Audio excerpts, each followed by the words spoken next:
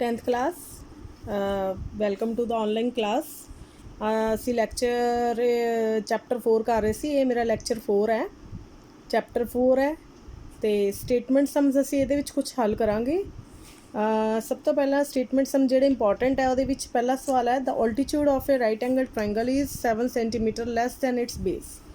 ਕਿਸੇ ਵੀ right angle triangle ਕਿਹੜੀ ਹੁੰਦੀ ਜਿਹਦੇ ਵਿੱਚ 90 ਡਿਗਰੀ ਦਾ ਕੋਣ ਹੁੰਦਾ, ਉਹਦਾ ਜਿਹੜਾ ਆਲਟੀਟਿਊਡ ਆ, ਆਲਟੀਟਿਊਡ ਕੀ ਹੁੰਦਾ ਬੇਟਾ? ਲੰਬ।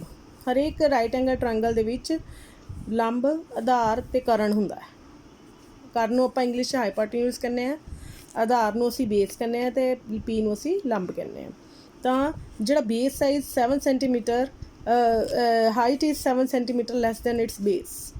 ਤਾਂ ਅਸੀਂ ਉਹ ਦਿੱਤਾ ਹੋਇਆ ਇਫ ਦਾ ਹਾਈਪੋਟੇਨਿਊਜ਼ ਇਜ਼ 13, ਇਹਦੀ ਲੰਬਾਈ ਦਿੱਤੀ ਹੈ 13 ਸੈਂਟੀਮੀਟਰ ਅਤੇ ਫਾਈਂਡ ਦਾ ਅਦਰ 2 ਸਾਈਡਸ। ਅਸੀਂ ਇਹ 2 ਸਾਈਡਸ ਜਿਹੜੀਆਂ ਪਤਾ ਕਰਨੀਆਂ। ਅਤੇ ਮੇਨ ਗੱਲ ਕੀ, ਕਿਸੇ ਸਮਕੋਣੀ ਤ੍ਰਿਭੁਜ ਦਾ ਲੰਬ ਜਿਹੜਾ ਹੈ ਆਧਾਰ ਤੋਂ 7 ਸੈਂਟੀਮੀਟਰ ਘੱਟ ਹੈ। ਲੰਬ ਆਧਾਰ ਤੋਂ 7 ਸੈਂਟੀਮੀਟਰ ਘੱਟ ਹੈ ਅਤੇ ਕਰਨ ਦੀ ਲੰਬਾਈ ਜਿਹੜੀ ਹੈ 13 ਸੈਂਟੀਮੀਟਰ ਹੈ ਦਿੱਤਾ ਹੋਇਆ। ਅਤੇ ਅਸੀਂ ਬਾਕੀ ਦੋਨੋਂ ਭੁਜਾਵਾਂ ਜਿਹੜੀਆਂ ਰਹਿ ਗਈ ਨੇ, ਲੰਬ ਅਤੇ ਆਧਾਰ ਦੀ ਅਸਲੀ ਲੰਬਾਈ ਜਿਹੜੀ ਹੈ ਉਹ ਅਸੀਂ ਪਤਾ ਕਰਨੀ ਹੈ। ਤਾਂ ਅਸੀਂ ਕੀ ਪਤਾ ਕਰਨਾ ਹੈ? ਬਾਕੀ ਦੋਨੋਂ ਭੁਜਾਵਾਂ ਪੀ ਅਤੇ ਬੀ ਪਤਾ ਕਰਨਾ। ਹਾਈਪੋਟੇਨਿਊਜ਼ ਕਰਨ 13 ਦਿੱਤਾ ਹੋਇਆ ਹੈ। ਇਹ ਟੇਢੀ ਭੁਜਾ ਨੂੰ ਕਰਨ ਕਹਿੰਦੇ, ਸਭ ਤੋਂ ਵੱਡੀ ਭੁਜਾ ਹੁੰਦੀ ਹੈ। ਪੀ ਕਿੰਨਾ ਹੋ ਗਿਆ? x-7। ਜੇਕਰ ਬੀ ਐਕਸ ਹੈ ਤਾਂ ਇਹਦੇ ਵਿੱਚ ਕਿਵੇਂ ਮੰਨਿਆ ਮੈਂ? ਕਿਉਂਕਿ ਆਧਾਰ ਬਾਰੇ ਕੋਈ ਜਾਣਕਾਰੀ ਨਹੀਂ ਸੀ ਅਤੇ ਅਸੀਂ ਕਿਵੇਂ ਕਹਿ ਸਕਦੇ ਹਾਂ ਕਿ ਲੰਬ ਆਧਾਰ ਤੋਂ 7 ਸੈਂਟੀਮੀਟਰ ਘੱਟ ਹੈ? ਇਹਦਾ ਮਤਲਬ ਸਾਨੂੰ ਆਧਾਰ ਮੰਨਣਾ ਪਏਗਾ ਪਹਿਲਾਂ। ਅਤੇ ਮੈਂ ਆਧਾਰ ਨੂੰ ਲੈਟ ਐਕਸ ਕੀਤਾ ਅਤੇ ਲੰਬ ਕਿੰਨਾ ਆ ਗਿਆ? x-7 ਅਤੇ ਐਚ ਕਿੰਨਾ ਦਿੱਤਾ ਹੈ? 13। ਤਾਂ ਮੇਰੇ ਕੋਲ ਤਿੰਨੇ ਭੁਜਾਵਾਂ ਜਿਹੜੀਆਂ ਨੇ ਸਮੀਕਰਨ ਦੇ ਰੂਪ 'ਚ ਆ ਜਾਣਗੀਆਂ। ਪੀ ਨੂੰ ਮੈਂ ਬੀ ਨੂੰ ਐਕਸ ਮੰਨਿਆ, ਪੀ ਬੀ -x, x-7 ਅਤੇ ਹਾਈਪੋਟੇਨਿਊਜ਼ ਕਿੰਨਾ ਹੋ ਗਿਆ? 13। ਤਾਂ ਇਹਨੂੰ ਤੁਸੀਂ ਧਿਆਨ ਰੱਖੋਗੇ। ਤਾਂ ਆਪਾਂ ਨੂੰ ਜਿਹੜਾ ਪਾਇਥਾਗੋਰਸ ਆਪਣਾ ਮੈਥਮੈਟੀਸ਼ੀਅਨ ਸੀ, ਉਹਨੇ ਕਿਹਾ ਸੀ ਕਰਨ ਸਕੇਅਰ ਇਜ਼ ਇਕੁਅਲ ਟੂ ਲੰਬ ਸਕੇਅਰ ਜਮਾ ਆਧਾਰ square, H square is equal to P square ਜਮਾ ਬੀ ਸਕੇਅਰ। ਐਚ ਕਿੰਨਾ ਆਪਾਂ ਨੂੰ ਦਿੱਤਾ ਹੋਇਆ? 13 ਸੈਂਟੀਮੀਟਰ। ਮੈਂ ਦੀ ਥਾਂ 'ਤੇ 13 ਪਾ ਲਿਆ ਅਤੇ ਸਕੇਅਰ ਲਗਾ ਦਿੱਤਾ, ਇਜ਼ ਇਕੁਅਲ ਟੂ ਪੀ ਦੀ ਥਾਂ 'ਤੇ ਆਪਾਂ ਕੀ ਕੀਤਾ ਬੇਟੇ? x-7।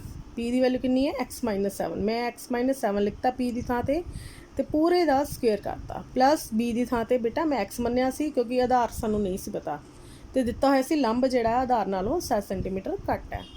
13 ਨੂੰ 13 ਨਾਲ ਮਲਟੀਪਲਾਈ ਕਰਕੇ ਬੇਟਾ 169 ਆਉਂਦਾ। 169 ਲਿਖ ਲਿਆ, ਇਜ਼ ਇਕੁਅਲ ਟੂ।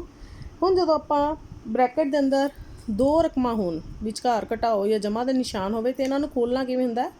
ਪਹਿਲੀ ਰਕਮ ਦਾ ਵਰਗ ਜਮ੍ਹਾਂ, ਪਹਿਲੀ ਰਕਮ ਦੇ ਸਿਰ ਦੇ ਉੱਤੇ 2 ਪਾ ਦੇਣਾ, ਵਰਗ ਹੋ ਗਿਆ 7×7 49, ਕਿਉਂਕਿ 7 ਦਾ ਵਰਗ ਮਤਲਬ 49 ਹੋ ਗਿਆ।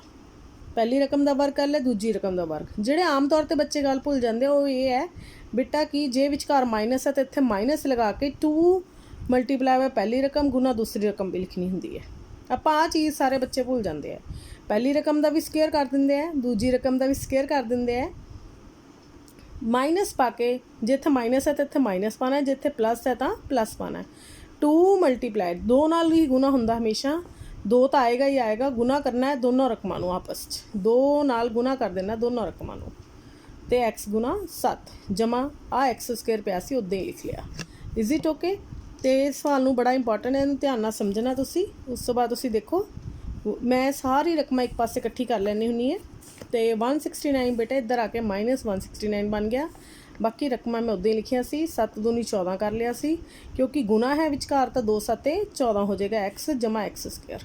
ਉਸ ਤੋਂ ਬਾਅਦ ਬੇਟਾ ਆਪਾਂ ਜਦੋਂ ਵੀ ਦੋ ਘਾਤੀ ਸਮੀਕਰਨ ਸੋਲਵ ਕਰਨੀ, ਸਭ ਤੋਂ ਪਹਿਲਾਂ ਅਸੀਂ x ਸਕੇਅਰ ਵਾਲੀ ਲਿਖਣੀ ਹੁੰਦੀ ਹੈ, ਅਤੇ 1x ਸਕੇਅਰ ਜਮ੍ਹਾਂ 1x ਸਕੇਅਰ। ਤੁਸੀਂ ਦੇਖ ਰਹੇ ਹੋ ਆਹ ਵੀ x ਸਕੇਅਰ 1 ਅਤੇ ਆਹ ਵੀ 1x ਸਕੇਅਰ ਆ, ਦੋਨੋਂ ਅੱਗੇ ਪਲੱਸ ਦਾ ਨਿਸ਼ਾਨ ਹੀ ਹੈ। ਇਹਦੇ ਅੱਗੇ ਵੀ ਕੋਈ ਨਿਸ਼ਾਨ ਨਹੀਂ ਸੀ, ਮੈਂ +1 ਪਾਤਾ। +1 +1 +2 x ਸਕੇਅਰ 'ਚ x ਵਾਲੀ ਜੁੜ ਗਈ, x ਸਕੇਅਰ 'ਚ x ਸਕੇਅਰ ਵਾਲੀ ਜੁੜ ਗਈ, 2x ਸਕੇਅਰ ਬਣ ਗਿਆ। ਉਸ ਤੋਂ ਬਾਅਦ x ਵਾਲੀ ਲਿਖਦੇ ਹਾਂ, x ਵਾਲੀ ਬੇਟਾ ਇੱਕੋ ਰਕਮ ਹੈ -14x, ਤਾਂ ਮੈਂ ਉਹ ਲਿਖ ਲਿਆ।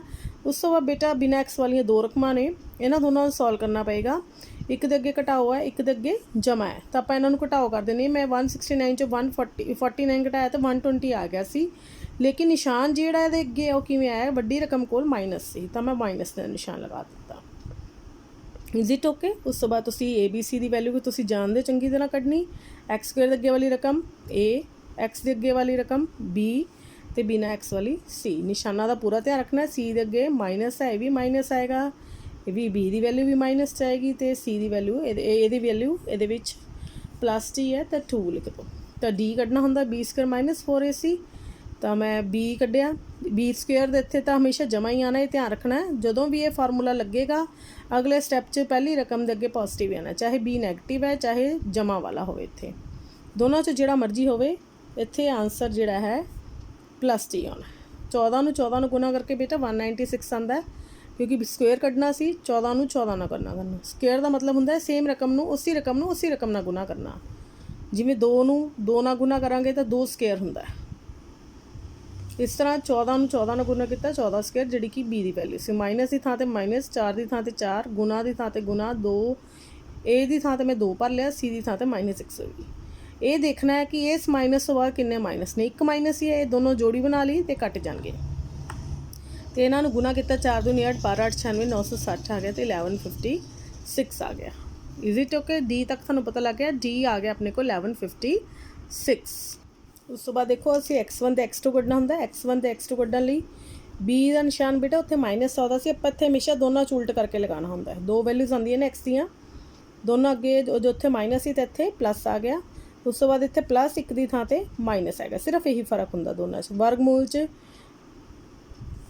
1156 ਆਏਗਾ, ਕਿਉਂਕਿ ਡੀ ਦੀ ਵੈਲਿਊ ਹੁੰਦੀ ਹੈ ਵਰਗਮੂਲ ਦੇ ਵਿੱਚ, ਬਟਾ 2 ਗੁਣਾ ਏ, 2 ਗੁਣਾ ਏ ਦੀ ਵੈਲਿਊ ਵੀ 2 ਸੀ ਅਤੇ 2 ਨਾਲ ਗੁਣਾ ਕਰਨੀ ਹੁੰਦੀ ਹੈ ਇਹਦੀ value.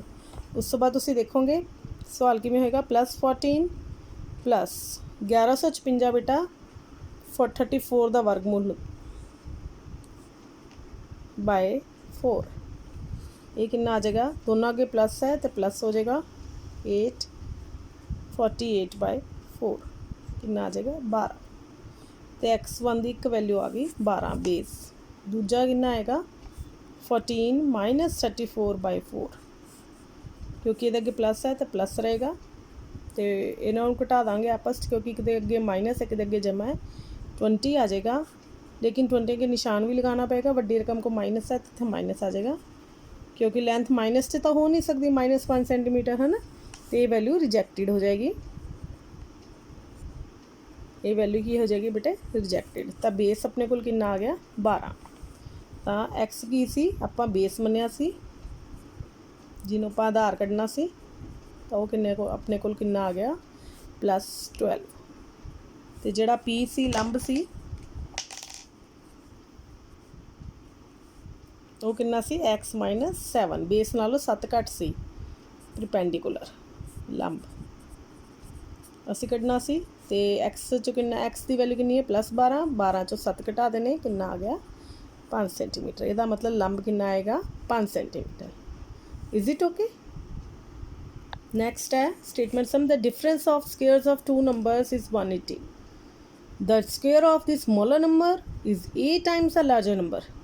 The square of smaller number is 8 times the larger number. Find the two numbers. दो संख्यावां दे वर्गां दा अंतर 180 है। छोटी संख्या का वर्ग वड्डी संख्या का 8 गुना है। दोनों संख्यावां पता करो। असी दो संख्यावां पता करनी है। Let first number x, second number कितना मान लिया y। दोनों दे डिफरेंस, पहली लाइन देखो, दोनों संख्यावां दे वर्गां दा अंतर, पहली संख्या तो दूजी संख्या, दोनों दे वर्ग लिख ले, दोनों दे वर्ग कर ले, पहली संख्या का वर्ग तो दूजी उन्हों का अंतर भी कढ़ लिया, माइनस लिख लिया, बराबर कितना 180। दोनों संख्यावां के वर्गों का अंतर 180। दूसरी लाइन क्या? छोटी संख्या का वर्ग, क्योंकि y पिछे है तो छोटी है, y स्क्वायर कितने बराबर होएगा? छोटी संख्या का वर्ग वड्डी संख्या का 8 गुना। वड्डी संख्या किहड़ी है? x, वह 8 गुना, तो मल्टीप्लाई बाय 8 आ गया। उस तो बाद तुसीं देखो अपने को दो समीकरण आ गया। y स्क्वायर की वैल्यू कितनी आ गई बेटे? 8x। तो एक्स स्क्वायर लिख लिया माइनस वाई स्क्वायर की थां ते बेटा मैं आ वैल्यू भर ली 8x = 180। जो मैंने सॉल्व करन लगी एक्स स्क्वायर वाली, फिर एक्स वाली, तो जोड़ा +180 से बेटे इत्थे आके -180 हो गया। तो इधर कुछ नहीं बचा, तो राइट साइड तक ही आ गया 0। ए की वैल्यू कड्डी 1, बी की वैल्यू -8, सी की वैल्यू -180। उस तो बाद डी कढ़ना सी, डी कितना कढ़िया? +b square, b square -4ac, 8 8 64, इत्थे जमा ही आना हमेशा, -4 × a × c -180। हुण इस तो बाद दो जोड़ी बन गई है, माइनस दियां कट्टियां गई, तो जो असीं ना जोड़ा 720 आ गया, तो 784। 784 ਪਹਿਲਾਂ ਹੀ ਇੱਥੇ ਕੋਈ ਨਾ ਕੋਈ ਜਿਹੜੀ ਡੀ ਦੀ ਰਕਮ ਆਉਂਦੀ ਹੈ ਆਲਮੋਸਟ ਜਿਹੜੇ ਸਟੇਟਮੈਂਟ ਸਮਸ ਨੇ ਉਹਨਾਂ ਵਿੱਚ ਆ ਜਾਂਦੀ ਹੈ 28 × 28 ਹੁੰਦਾ 784। ਤਾਂ ਉਸ ਤੋਂ ਬਾਅਦ ਅਸੀਂ x1 ਤੇ x2 ਕੱਢਣਾ ਕਿਉਂਕਿ ਅਸੀਂ ਦੋ ਵੈਲਿਊਜ਼ ਕੱਢਣੀਆਂ ਨੇ। x1 ਦੇਖੋ ਪਹਿਲੀ ਸੰਖਿਆ ਵਿੱਚ b ਦਾ ਨਿਸ਼ਾਨ ਉਲਟ ਕਰਕੇ, ਉਸ ਤੋਂ ਬਾਅਦ ਅਸੀਂ ਜਮਾ ਕੀ ਲਗਾਉਂਦੇ ਹੁੰਦੇ ਆ ਵਰਗਮੂਲ। ਵਰਗਮੂਲ 'ਚ ਕੀ ਲਿਖਣਾ ਹੁੰਦਾ 28 × d ਦੀ ਵੈਲਿਊ 784 ਲਿਖ ਲਓ, ਬਟਾ ਪਾ ਕੇ ਕੀ ਲਿਖਦੇ ਹੁੰਦੇ ਬੇਟਾ 2 ਗੁਣਾ a ਦੀ ਵੈਲਿਊ ਕਿੰਨੀ ਹੈ ਆਪਣੇ ਕੋਲ ਦੇਖੋ 1। ਇਸੇ ਤਰ੍ਹਾਂ ਹੀ ਅਸੀਂ x2 ਦੀ ਵੈਲਿਊ ਲਿਖਦੇ ਹੁੰਦੇ ਆ, ਕਿੰਨੀ ਹੋਏਗੀ ਬੇਟਾ -8 ਦਾ ਉਲਟਾ ਕਰਕੇ, ਸੇਮ ਇਹੀ ਰਕਮ ਲੇਕਿਨ ਇੱਥੇ ਪਲੱਸ ਦੀ ਥਾਂ 'ਤੇ ਕੀ ਪਾ ਦੇਣਾ ਮਾਈਨਸ, ਇਹ ਧਿਆਨ ਰੱਖਣਾ ਬਸ। ਬਾਕੀ ਸਾਰੀ ਰਕਮ 784 ਵੀ ਇੱਦਾਂ ਹੀ ਆਏਗਾ ਬਟਾ, ਜੇ ਪਹਿਲੀ ਲਿਖ ਲਈ ਤਾਂ ਦੂਜੀ ਸਿਰਫ ਨਿਸ਼ਾਨ ਬਦਲ ਕੇ ਲਿਖਣੀ ਹੈ, ਸਿਰਫ ਇੱਥੇ ਇਹ ਦੋਨਾਂ 'ਚ ਇਹੀ ਫ਼ਰਕ ਹੈ। ਇੱਥੇ ਕਿੰਨਾ ਆ ਜਾਏਗਾ ਬੇਟਾ +8 ਪਲੱਸ, ਹੁਣ ਦੇਖੋ ਮੇਰੇ 28 × 28 ਲਿਖਣ ਦਾ ਇਹੀ ਮਤਲਬ ਸੀ ਕਿ ਜਦੋਂ ਅਸੀਂ ਵਰਗਮੂਲ ਇਹਦਾ ਖ਼ਤਮ ਕਰਾਂਗੇ ਤਾਂ ਅਸੀਂ ਆਂਸਰ ਇੱਥੇ ਕੀ ਲਿਖਾਂਗੇ 28। ਕਿਸੇ ਵੀ ਰਕਮ ਦਾ ਵਰਗਮੂਲ 'ਚੋਂ ਬਾਹਰ ਕੱਢਿਆ ਰਕਮ ਨਾ ਤਾਂ ਉਹਦਾ ਮਲਟੀਪਲਾਈ ਉਹੀ ਰਕਮ ਆ ਜਾਂਦੀ ਹੈ ਬਟਾ 2, 36 ਬਟਾ 2 ਕਿੰਨਾ ਆ ਗਿਆ 18। ਇਸੇ ਤਰ੍ਹਾਂ ਹੀ x2 ਕਿਹਦੇ ਬਰਾਬਰ ਆ ਗਿਆ 8, ਲੇਕਿਨ ਇੱਥੇ ਕੀ ਆਏਗਾ -28 ਬਟਾ 2 -20 ਬਟਾ 2 तो कितना आ गया -10। ये रिजेक्टेड हो जाएगी क्योंकि स्क्वायर ऑफ 2 नंबर है।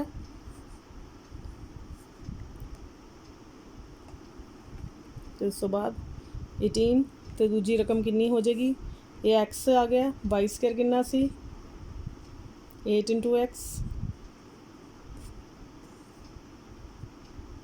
8 × 12 सॉरी 18